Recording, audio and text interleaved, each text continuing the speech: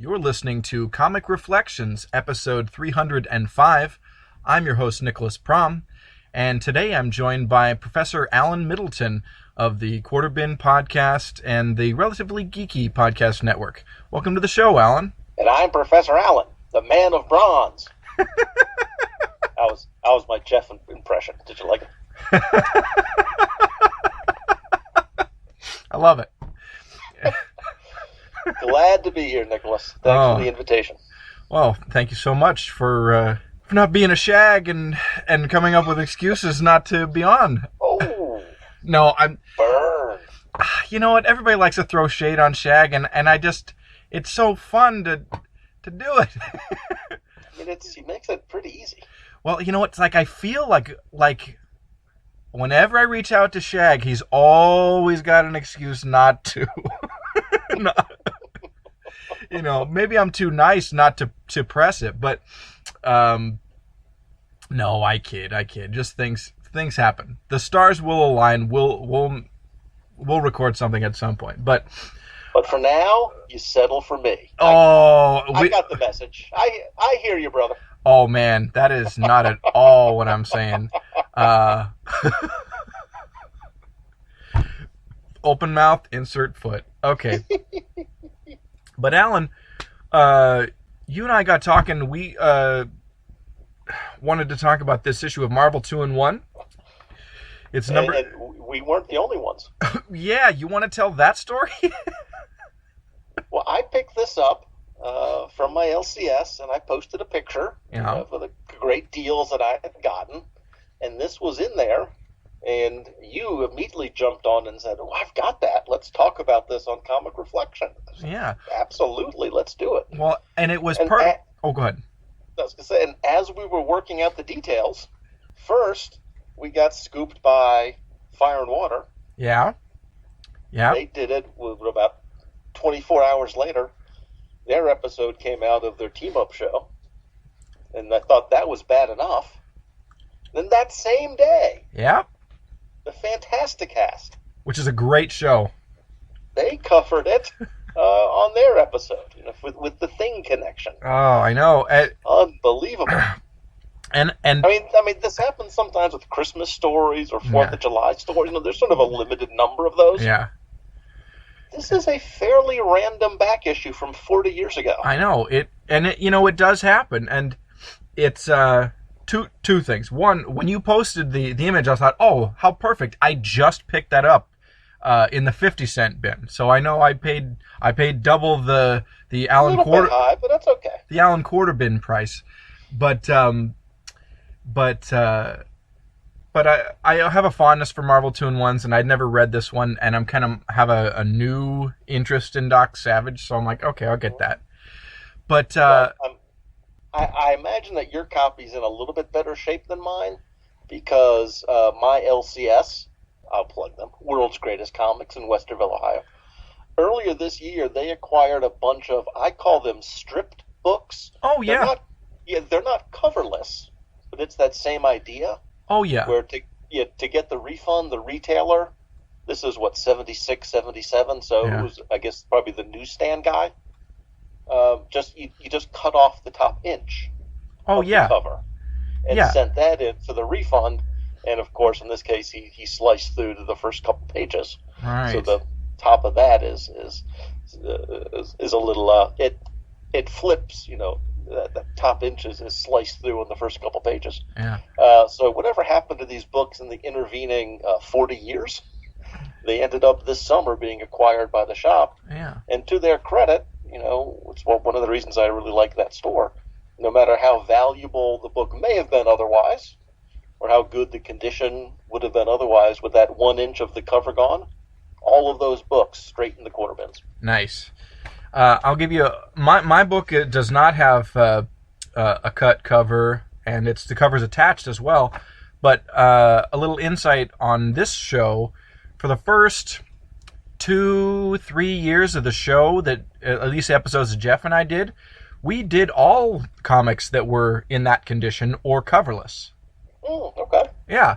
I was buying up tons of those books cheap on eBay in lots. and it was great. Well, it was great for me. I'm getting all these Silver and Bronze Age books for, cheaper than water. A lot of key issues too. It's just like, well, no cover, no value. So mm-hmm. I'm not a collector. I decided at some point, when I came back to comics a decade or so ago, whatever, that I'm not going to be a collector and worry about that. I'm going to be a comic book reader. Very good. I'm very happy with that. So if I have to read a coverless comic, I'll do it. Yeah. Well, that's probably why we're friends, Alan, because I'm the same way. I'm like, I get comic books for the pure enjoyment. I want to take care of them best I can because I want to enjoy them throughout my lifetime. Exactly. But no, these are for fun and they're for reading. I don't care. As long as it's in, like, the story is intact, missing cover, who cares? I seek out those books, because other people will just kind of pass them over. So, but yeah, but anyway, why don't we get into talking about this book? It's Marvel 2-in-1, number 21, cover dated November of 1976, but according to Mike's Amazing World of Comics, it went on sale August 3rd, 1976. So, summertime, hot peak comic book buying time. There you go. So, hopefully they sold out on the spinner racks. But cover art penciled by Ron Wilson and inked by Jolt and Joe Sinnott, who inked more issues of the Fantastic Four than anyone. I want to say that he did it for almost 20 years straight, something like that. Got the greatest heroes of two eras fighting side by side, which, when we discuss the issue, is an appropriate way of describing this. Yes. Side by side against the Black Sun. Okay. First of all, I really like this cover. The disappointing thing is it's probably the best thing about the issue. Or one of. Top two, okay. But yeah, this issue was written by Bill Mantlo, who is great. He's one of the definitely one of the best writers in comics of the Bronze Age. Underrated, and that's too bad. I think he wrote a lot of great comics, a lot of fun. I'll say one thing about Bill Mantlo is that over on the Quarterbin podcast, now we only just got to episode 100. I know that pales in comparison to Comic Reflections, but I did a little analysis of books that I've covered over on that show. And the number one writer is John Francis Moore, because I cover a ton of Doom 2099, my favorite series of all time. Oh, okay. But second was Bill Mantlo. Nice. And it's just a variety of books that he wrote. Yeah. Well, he pops up in some of the stranger places. And Micronauts and ROM, I expected. Yeah. But sort of when I went back and saw all of the other books that he had written in the late 70s into the 80s, it kind of surprised me. Yeah. I mean, I can think of about 4 titles where he had really, extensive runs on. Mm-hmm. ROM and Micronauts, but also the Hulk and Spectacular Spider-Man. But he was Marvel's go-to fill-in guy. Right.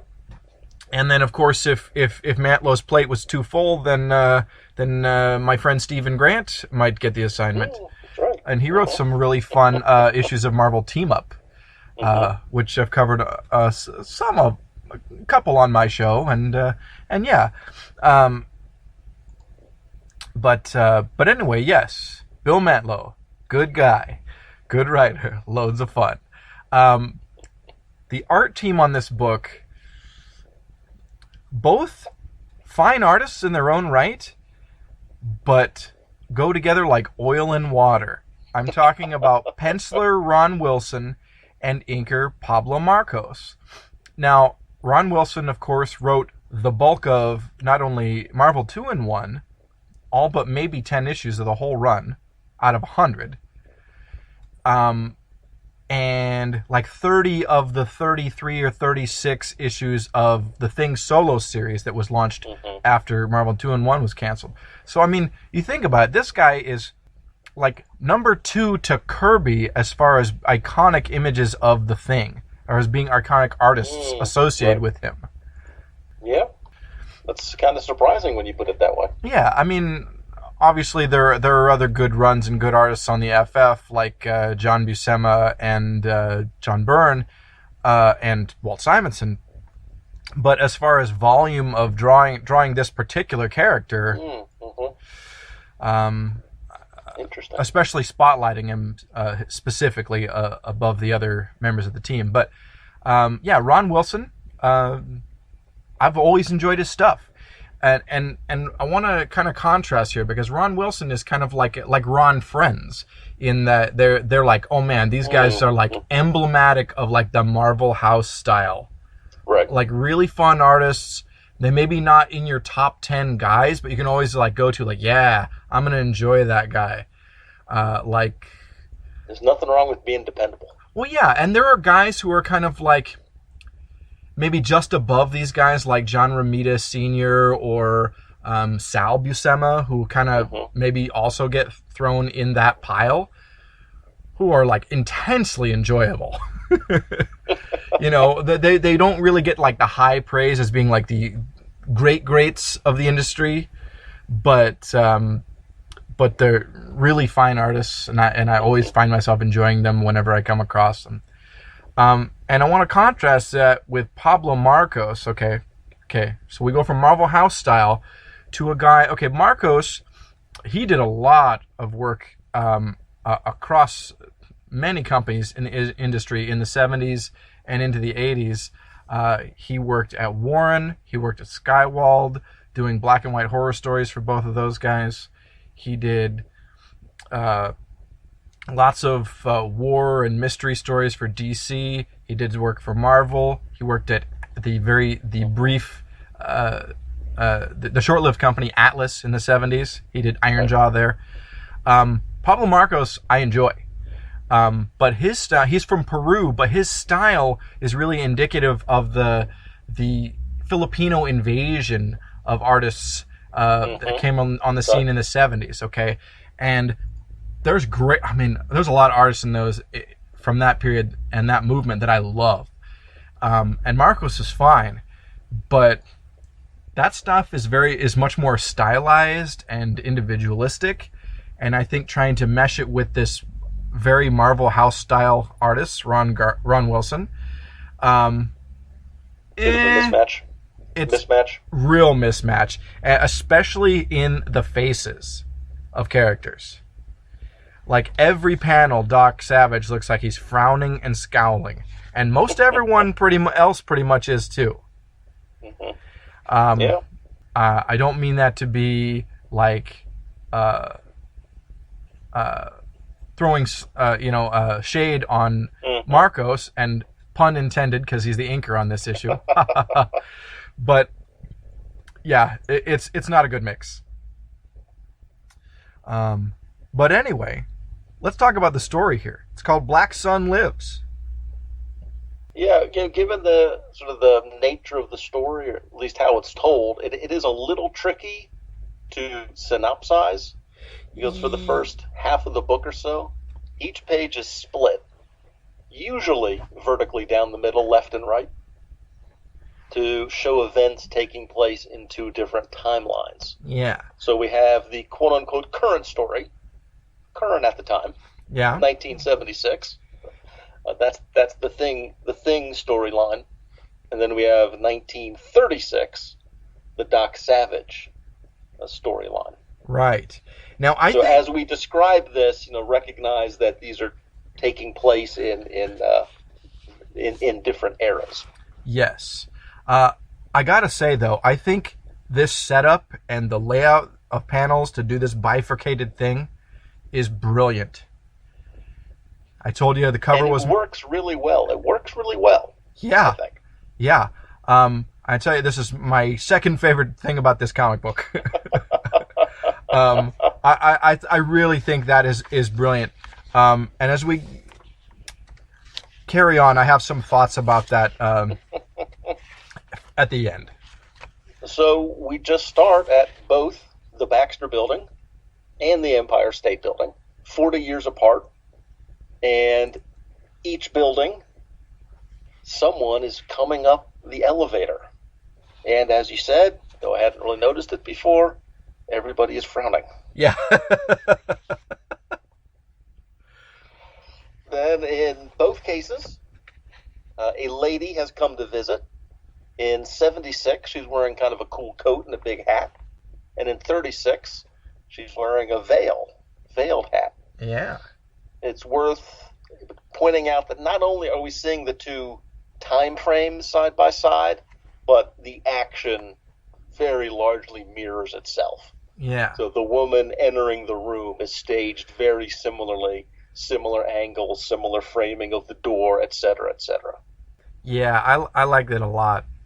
We learn that the lady in 1976 is Janice Leitner, daughter of Raymond Leitner, while the woman in 36 is Mrs. Raymond Leitner.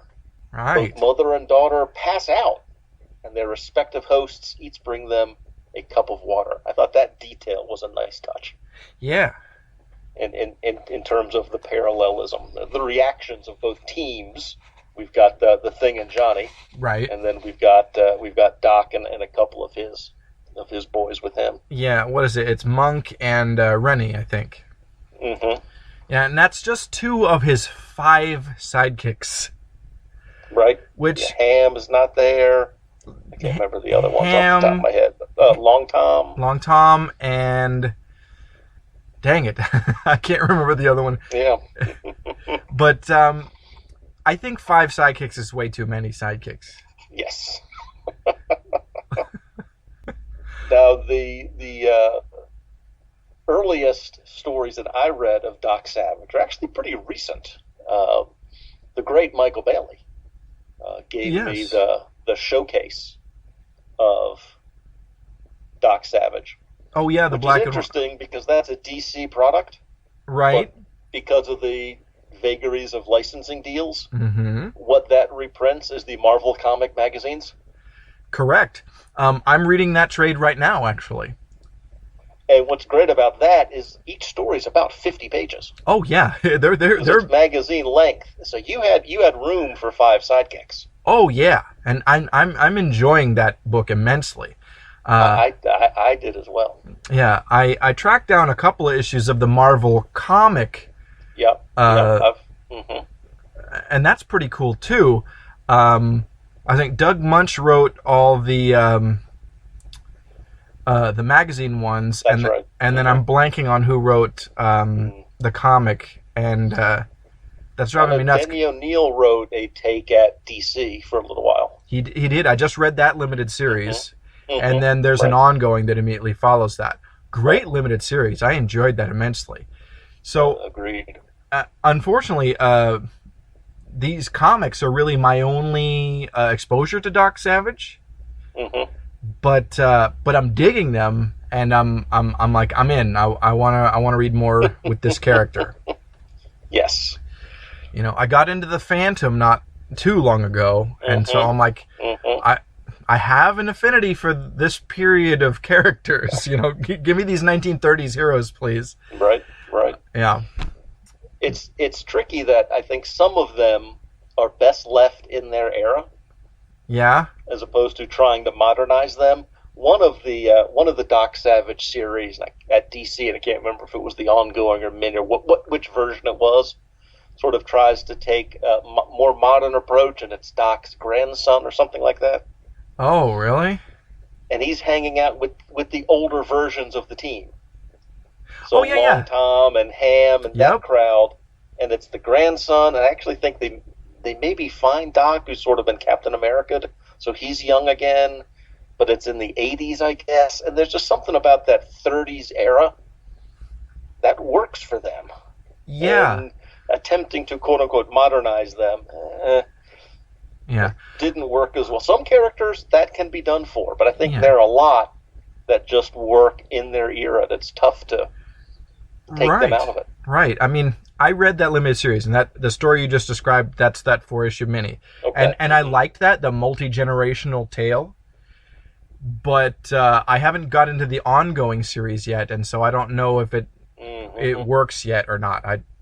But I totally get that. I feel like, conversely, the Phantom is a character that can work in any era because of the passing on of the mantle, of the legacy of the Phantom. It has that built-in legacy aspect. And some of the ones that I've read, I will get the details specifically wrong, in particular. Yeah. But there was one where it was something like the 22nd Phantom, or the 26th Phantom, or where they were sort of labeled that way. Yeah. Where you can tell this is a 1930 story. I think one was like Phantom 2020 or 2030, something like that. Yeah, well, it was throwing it even into the future. Yeah, in the 90s there was a cartoon series that lasted a season or two, Phantom 2040, I think. Okay, yeah, that's it. 2040 or 2030, and I'm interested in that. Although I don't know, it seems like weird to take a jungle hero and put him in a science fiction setting. Right. But I'll give it a shot. You know what I mean? But anywho, what's going on with? I do think for this, yeah, where we're sharing 22 pages instead of having 45 pages, that limiting Doc's sidecast might have been a good idea. Oh yeah, I'm 100% behind that. The teammates that he's dealing with. Right. Agreed. We do learn that Raymond Leitner is, or was, depending on your perspective, a Nobel Prize winning astronomer. Oh wow. But his son, who is Janice's twin brother, if you're getting this, yeah, has run the family into bankruptcy. Dang it. The only thing the children have left is their house, which is in much worse shape than it was 40 years before. And that actual side-by-side piece of art worked for me as well. It was on page 7 of the comic. Yeah, I like that. Where you've got the 1936 version of the house in pretty good shape, and the 1976 version of it falling a bit into decrepitude. Yeah. Yeah, I'm into it. Yeah. Back in 1936, Mrs. Leitner announces to her husband that she's pregnant, but he seemed to go mad, raging like a man possessed, that he needed no heir, because everything was his forever. Yikes. And I do like this, that we are getting the wife's perspective and we're getting the daughter's perspective. So we're getting the wife talking about her husband and the daughter talking about her father. So we're getting that narrative technique. We are sort of getting a full picture of this fella, Mr. Leitner. I like that a lot, and it allows you to kind of, get a very strong impression of this guy in a few short panels, or pages rather. And what I like is that the multi-generational aspect of this story is going on so many levels. Yes. And that is one of the strengths here. We have another example coming up. We learned that the son is a real chip off the old block. Yeah. Acting just like his Nobel Prize winning father, who, the son says, was really onto something. Theories that would have made him more than rich. Because the dad claimed to have the ability to transcend mortality. And at the bottom of that page, we have the brother grabbing the sister in much the same way that the husband grabs the wife. Yes.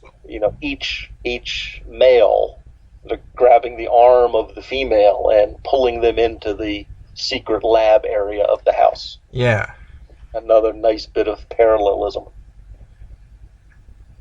So, in both eras, as the plight is being of the family is being explained to our respective heroes in both times, what a great way to be apprised of a situation. I enjoy this a lot. The heroes then say, okay, well, I guess we gotta leap into action. There's blackouts happening because the sky cannon is a huge draw of nearby energy.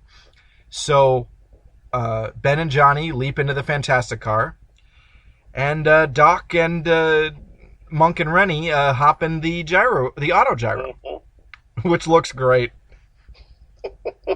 Again, that page of the blackout is terrific because you have both buildings have a view of the Hudson. Yeah. And they're both looking out the windows, and you can tell it's a slightly different angle. Well, right. One is in the top of the Empire State Building. Not much. Yeah. Yeah, and one in the fictional Baxter Building. But yeah, I like that detail, that it's their view isn't completely identical. And in the flying scene, this is the one time we have the pages split top and bottom. Yes. And I imagine that's just so you can have the room to show the Fantastic Car, and the gyro, and to their fullest. Yes. So 40 years apart, they're flying up the Hudson. Yeah. And 40 years apart, they get hit with the ray from the sky cannon. And this is where it goes into, you have to suspend disbelief because it doesn't really make sense why that brings them together through time. And seeing as we're both looking at physical copies of this, yeah, I'm staring at the staples. I am. And everything before the staples has been pretty good. Yeah. I'm blaming the staples. I am going to blame the staples. Because something after this part, it starts to go, let's just say, awry. Yeah. I think this is a perfect point for us to take a quick promotional break, and when we come back, we'll just have the remainder of this story. You like cheap comic books, right? Well, I'm Professor Alan, and I talk about cheap comic books on the Quarterbin podcast. In every episode, I'll dissect a single comic from my collection, as long as I paid no more than 25 cents for the issue. Forget about $4 new comics that you can read in 4 minutes, or crossover events that can cost $100 to collect. Join me in the Quarterbin, where even bad comics are a bargain, and good ones are a steal. The Quarterbin podcast is part of the Relatively Geeky podcast network. Visit us at relativelygeekypodcast.blogspot.com or search Relatively Geeky or Quarterbin Podcast in iTunes. I guarantee it'll be worth every penny. Coming to media players everywhere in 2017 from the Fire and Water Podcast Network. Beginning with the origin of his comic book fandom and ending with the destruction of the universe. Professor Zoom Yukinori leads a monthly expedition through his favorite single-issue comic book stories from the Bronze Age of DC Comics. While promising unique celebrity guest perspectives in an ambitious attempt to set this program apart from other comic book review podcasts. Thrill to the imagination. Bask in the brilliance. Experience the wonder of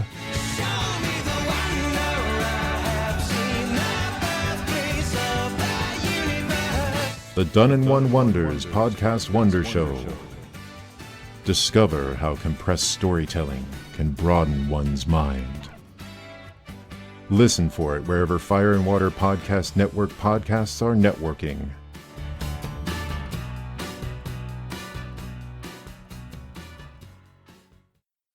Okay, so on with the show. Yeah, no, it does start to fall apart just when the action really kicks in midway through the story. And that's really too bad, because the setup was genius. Yeah. And at this point, they're coming together, so there's no need for what made the first half of the book so unique. that dual era storytelling. Right. There's no need for that anymore. Yeah. But yes, Doc and crew, along with Ben and Johnny, are falling from the sky from their respective high-tech vehicles. And they have all collided. They've all come together. These two eras have collided. And not only have the heroes of the two eras met up, but the father and the son meet up. And they merge. Yeah, into one being with their shared experiences and knowledge. And, yeah, that's kind of weird. Yeah. Yeah. I just... There's a lot going on this page, and I'm not saying that that's a good thing. Right. Yes. And no sooner have the father and son merged, they give themselves their supervillain name, Black Sun. I'm glad it's not Father Son with an S-U-N. Can you just imagine, like...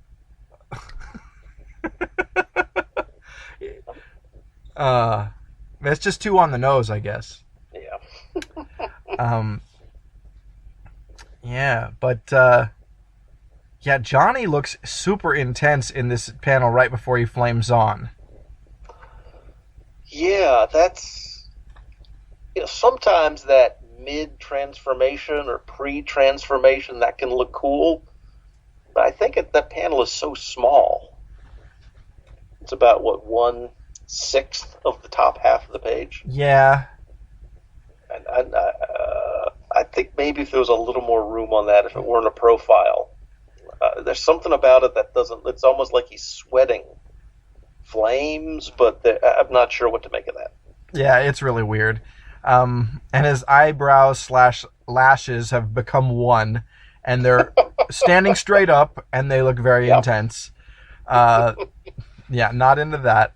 But, not everyone that was aboard these miscellaneous airborne vehicles had parachutes. So Johnny flames on, catches Ms. Leitner, and here's a panel I've never really seen him do that. He flames halfway off.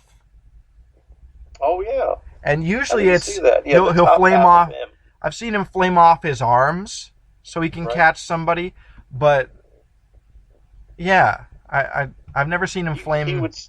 He would still be really hot. The temperature around him would still be pretty hot. Though I guess he's flying the other direction. Maybe I'll give that minor technicality a pass, I guess. Yeah, I hadn't even thought about that. I mean, they always say have him partially flame off so he doesn't burn people when he'll catch them. But yeah, I guess the air around there would be really hot. That's a good point. You don't have to touch the sides of the inside of your oven. Just the heat in there is pretty hot. Yeah. Oh. Right. So that's a thing. What I do like about this here is that Doc, he's looking at this flame guy and the other guy who seems to be made out of stone. It says that he finds no words, and he's the one who knows that time has changed. They've jumped into the 1976 time frame, and he knows that he senses it right away that something is different, right, and that things may not be quite the same as they were before. So I dig that, Doc is the smartest, fella and all of that. Oh yeah, that he's able to sort of sense and suss out a little bit of what's going on here. Yeah. Someone asked me, who didn't really know about Doc Savage, asked me to kind of explain basically who he was. And my shorthand for him was, imagine if Race Bannon and Dr. Benton Quest were one man. Right, yeah, there you go. And that's pretty apt. Mm-hmm.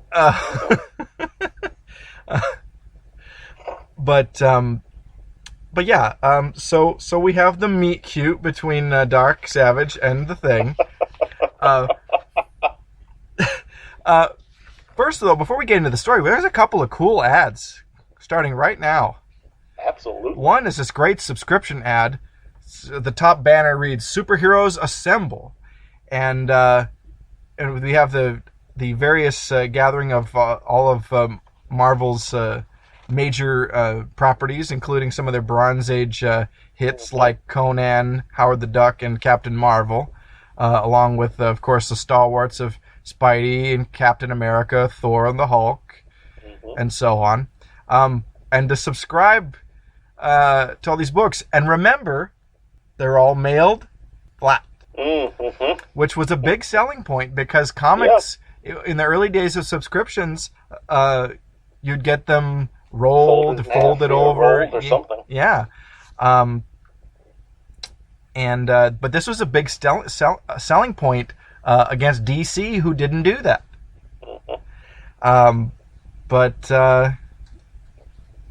Pretty cool. I've always loved this ad.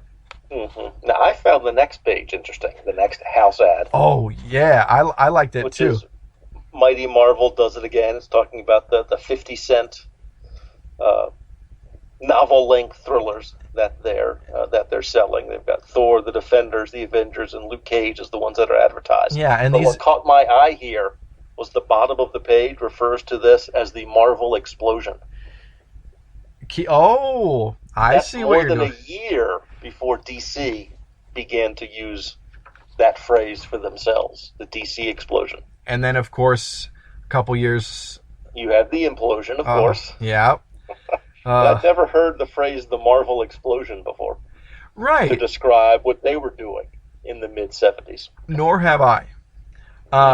But, I mean, Marvel was always really good at being hyperbolic about how great they were and how close they were to the fans. And aren't you fans just like one big, great gang along with us? Like, as a kid, I was such a Marvel kid, and it's stuff like this that, made me feel that. Right. Sure. I had my childhood comic collection consisted of maybe a few dozen comic books, okay? And I had a handful of, Marvel 2-in-1s and Marvel team-ups that I was very fond of from this period, roughly. And, this kind of stuff really is... you can't mess with it for me because it's just too perfect. But yeah, at this time, these are 50-cent annuals, and you're probably getting maybe 60 pages from these. And 76, wasn't DC still doing the 100-page super specs, or had they kind of wound that down? They may have been down to 80, but I think they were still doing something like that. Okay. I'm a little fuzzy on the timeline for the Super Spectaculars. They may have been done by 75 or so, but... Maybe, yeah. But anyway, yeah, this is a great ad. I want to read all these annuals. I think we covered the Luke Cage one. The Luke Cage one, I think, is the first 2 or 3 issues of Luke Cage reprinted. Oh, okay. But the other ones I haven't read. I'd like to. But yeah, back to our story with Black Sun. There is actually a really cool panel, a large panel with him, demonstrating his power, and tiny inset panels of all the heroes looking at him determinedly. Yeah, just their eyes. Yeah. Basically. I dig that. Nice. So, yeah, it's a big melee against this powerful villain. Ben and Johnny get in the thick of it. Doc and his crew are firing mercy bullets, which are the non-lethal bullets that Doc devised. Which, against supervillains, I think trying to use non-lethal force is a mistake if you are a non-powered individual. Except that the daughter/sister is right there. Right. And at least she's saying, please don't hurt them. Right. I mean, I understand that story-wise. So maybe Doc just sent that look to his buddies. Okay. Get the mercy bullet guns. Okay. We'll do it her way. Right. But yeah, this against superpowered being. Yeah, I mean, regular bullets probably strategically not the best move. I mean, regular bullets probably wouldn't have phased him anyway. Exactly. But yeah. But yeah, that's pretty fun. But it does point out that Doc and his team, they don't like hanging back, so they're doing what they can. It's not much, but they're doing what they can. Right.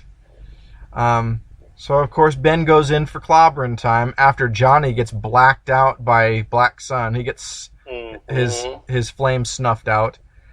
Clobbering.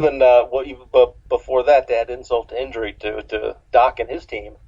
Their mercy bullets can't even touch the guy. Oh yeah, he can bend them around his body. So even if they had been real bullets, right? They're just bending around him. Yeah, but Ben's they were pretty ineffectual. Yes. Yeah. But yeah, clobbering time doesn't seem to do much better.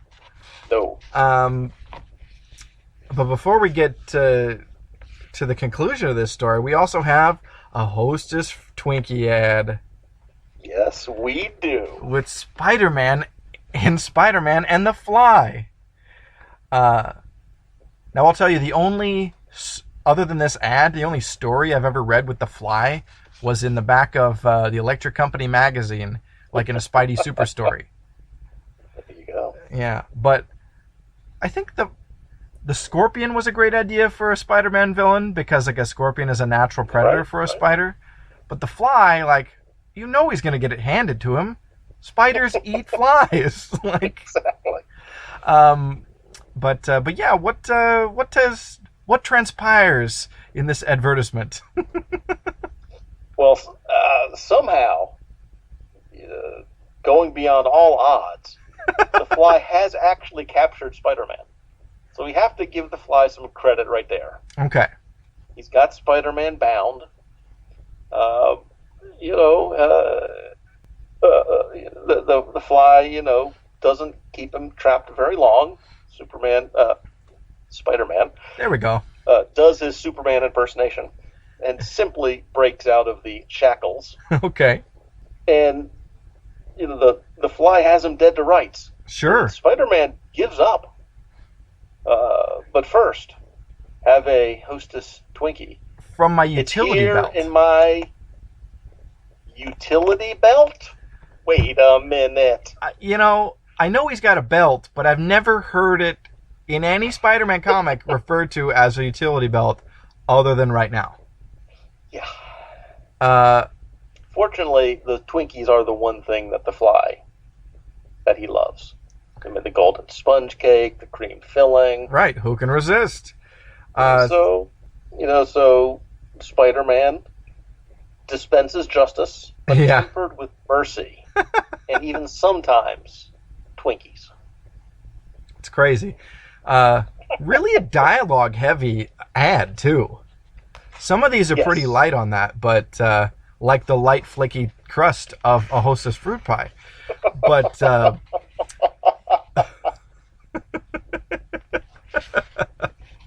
but anyway, back to our story. We've got 2 pages left, and boy, is it rushed.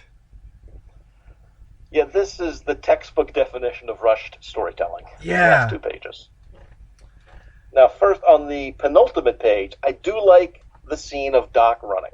Yeah. I do like the angles there. I mean, appears to be a coloring boo-boo on one of them. Yeah. In the middle, but that's minor. I like the angle, the position. To me, that's sort of a classic Doc Savage pose. Yeah. And, the man really fills out a pair of jodhpurs. They're just cool looking. But yeah, so he goes into action against Black Sun. But it's going to take more than his over-vaunted reputation. Well, to stand up to the power of Black Sun. Wow, if that's not a Dr. Doom line, I don't know what is. Over-vaunted, that is straight from Victor Von Doom. Well, the father, at least, was a Nobel Prize winner. Right. So. Probably a real doctor. I give him a pass on the big words. Okay. Right. And Doc does notice that as the clouds come and go, because I guess it's sun-based power, moon, whatever, star-based, I'm not sure. Yeah. The intensity of the power seemed to fluctuate, and Doc does get through, and he gives, as we say on Short Box Showcase, he delivers some consequences. The Black Sun lays him out with a nice right uppercut. Yeah. But it seems like the power, like our heroes weren't able to defeat Black Sun, but the power overcomes him, and he collapses into the null of space or something. Yeah, he gets up from Doc's punch, and Doc's got him grabbed around the waist. Yeah. And then the Thing has Doc grabbed around the waist, and Black Sun's flying up to the stars, I think, and then they fall or get pushed away, and he goes on a little further, and then he gets pushed. He can't contain the... What happened here, Nicholas? It's such a mess. It's such a hot mess of like, oh crap, we have less than a page left to wrap this up. His body couldn't contain all the energy. And instead of like exploding like you would think someone with star energy, he just collapses. He doesn't split back into the two guys or anything that might make even comic book sense. Yeah. He doesn't explode or turn back into the two guys and then die. He just dies. And then the wife and daughter are sad and stuff. And then the heroes from the past fade back into the vortex of time because reasons, I guess. Before the Thing can even get an autograph. He's Doc Savage's biggest fan. Although, yeah. Introductions were barely made, by the way, between characters. Yeah. It had such a good setup. Here's my question. Yeah. I listen to a lot of interviews with comic book writers. Yeah. And they say the first thing they do is outline the story. We've got 20 pages, 22 pages, whatever it is. Yeah. And here's how we're going to fill it up. I'm a fan of Bill Mantlo. Me too. Was he surprised when he got to the last page? I mean, I actually take that back because of the Marvel method. So I guess the pacing might more be on Wilson, I guess, for doing the doing those layouts. But was he surprised by the number of pages? Well, to be fair, there are only 18 story pages in this comic. That is true. We have a lot of ad space being sold. Maybe they were expecting 20. That could very, very well be. Although, because 20 to 24 pages could have taken a story that starts out good and then just takes a crap. And it really could have been a pretty nice, satisfying story, which it definitely isn't. Yeah. I mean, this is something we've talked about on shows over on Relatively Geeky, and I've talked about it elsewhere, and that's the effect that a story's ending can have on your overall view of the story. Yeah. It's like, can a great ending save a mediocre story? Can a bad ending ruin an otherwise good story? And we're talking novels, TV series. Like, what effect does a final episode have on your view of the 5 years, 7 years, whatever it was? Yeah. Or an issue, a movie, a novel, whatever it is. And to me, this ending is a real bummer.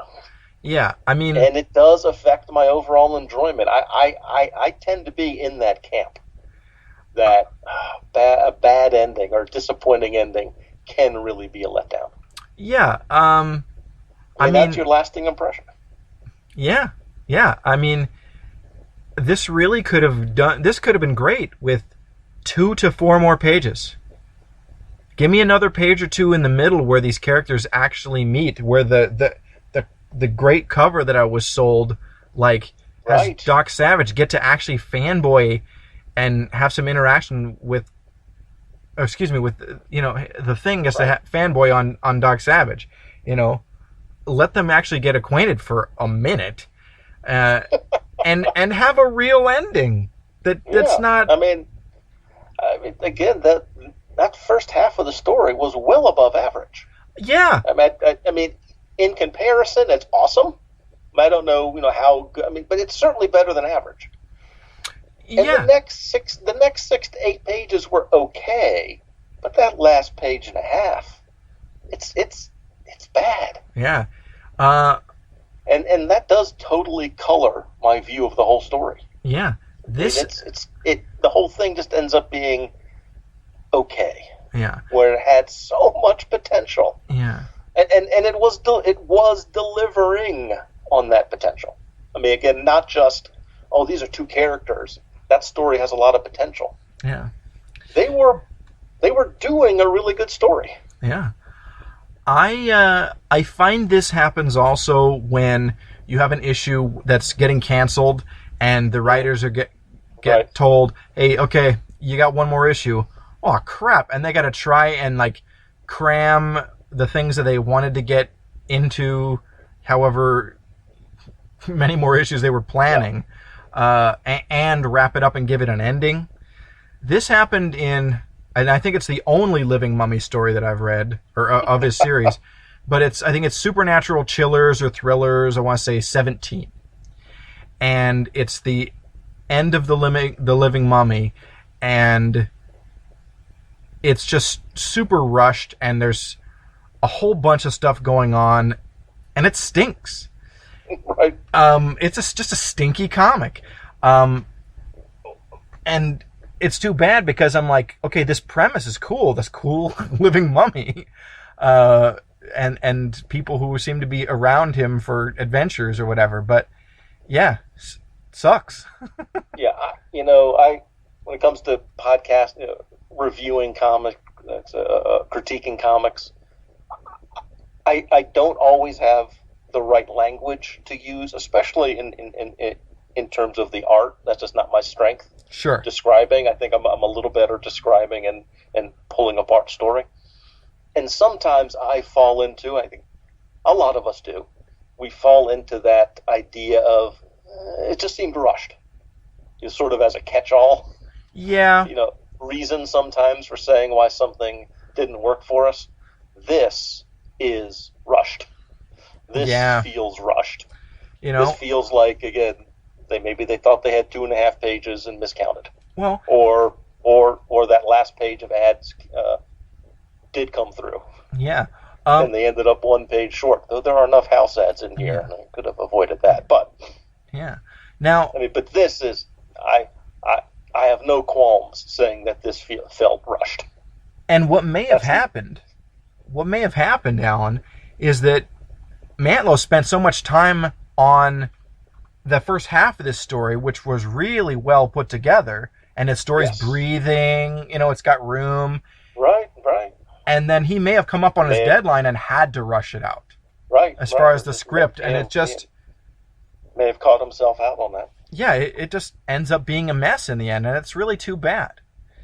One of 2 appearances in Marvel Universe stories that Doc Savage has. The other one, it's in Giant Size Spider-Man number 4, I think.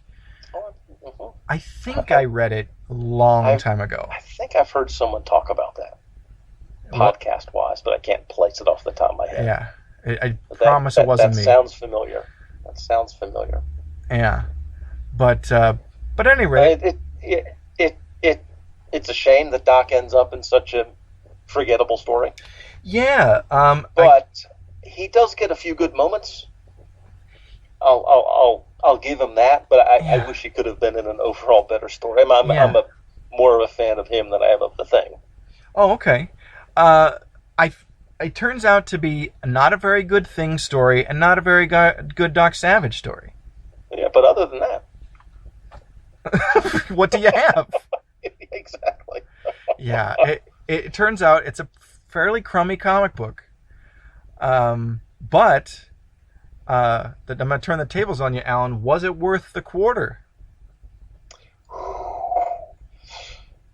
With the first half, I would have to say yes. I really enjoyed that first half. Yeah. And I'm gonna try to remember how much I enjoyed that first half. Yeah. I will say, though I paid twice the Alan Quarterbin price, this was you do worth... have a complete cover. I do have a complete cover. Of that.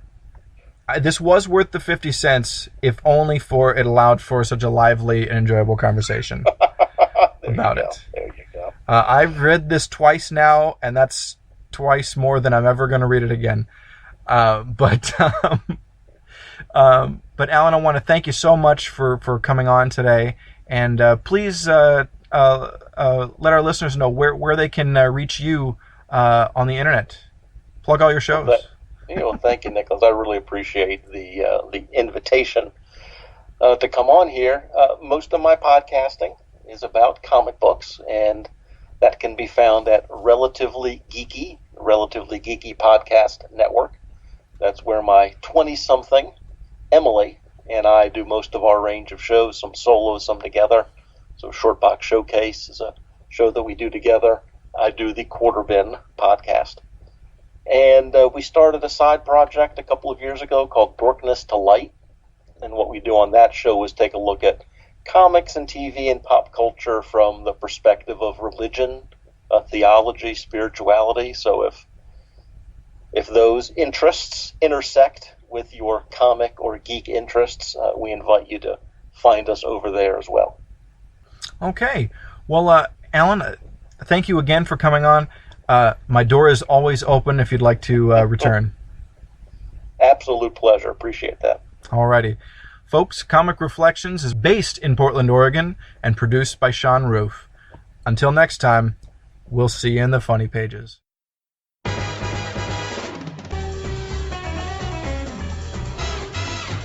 In 2011, the irredeemable Shag and Aqua Rob Kelly teamed up to create the Fire and Water podcast. In 2016, they teamed up with Ryan Daly, the Franklins, and Siskoid to form the Fire and Water Podcast Network. A network built on teaming up needs a show about team-ups. Marvel Team Up. Yes. The Brave and the Bold? You know it. Marvel 2-in-1. It's clobbering time. DC Comics presents. Of course. Supervillain Team Up? Good idea. Youngblood X-Force? Technically.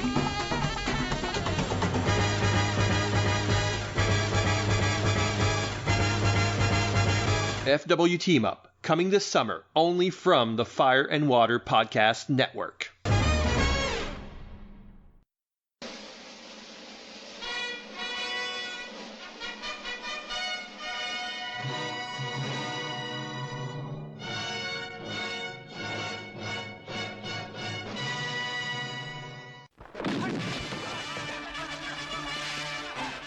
Fridays late summer 2017. The Fire and Water Podcast Network Siskoid, along with Dr. G, Man of Nerdology, and other guests, explore the greatest films in Hong Kong cinema. From Shaw Brothers classics to the modern day, Kung Fu Friday is your one-stop shop for the greatest action ever put to film by human beings. Kung Fu Friday, a miniseries coming in July, only at the Fire and Water Podcast Network. Be water, my friend.